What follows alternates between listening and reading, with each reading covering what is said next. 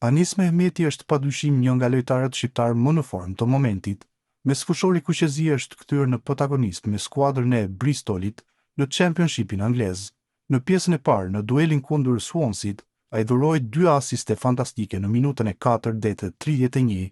Asisti i parë erdhi nga goditja e këndit ku Mehmeti dërgoi një top fantastik në zonë dhe Dijk e ktheu në gol. Në asistin e dytë, 24 vjeçari mori një top të mirë jashtë zone, u fut në afërsi të saj dhe më të jashtëm e dërgoi sferën aty ku duhet për të gjetur Riis, i cili dyfishoi shifrat në minutën e 82. Ai dha dhe asist për golin e tretë, të shënuar nga Hirakawa për të mbyllur në mënyrë perfekte këtë ndeshje, duke e mbyllur me notën 9.9 më i vlerësuari në këtë takim. Pavarësisht formës së tij, trajneri kombëtar Silvinho nuk e ka grumbulluar në ndeshjet e vitit. Ndoshta ai mund të marrë besimin e brazilianit për ndeshjet vendimtare të play-offit të muajit mars, të cilat mund ta çojnë Shqipërinë drejt botërorit të parë atij amerikan të vitit të ardhshëm.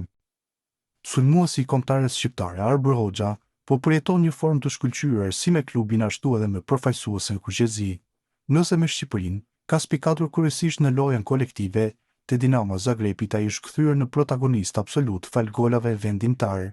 Në ndeshjen e kësaj të shtune, Hoxha realizoi 2 gola duke udhëhequr Dinamon drejt fitores 3-1 ndaj Varazdinit. Ai zhbllokoi rezultatin në minutën e 37, ndërsa në pjesën e dytë e vulosi triumfin e ekipit e tij me një gol spektakolar. Me këto realizime, Hoxha shkon në 5 gola të shënuar në kampionatin kroat, krahas 2 asistimeve që ka dhënë, duke konfirmuar formën e tij të jashtëzakonshme këtë sezon me Dinamon e Zagrebit.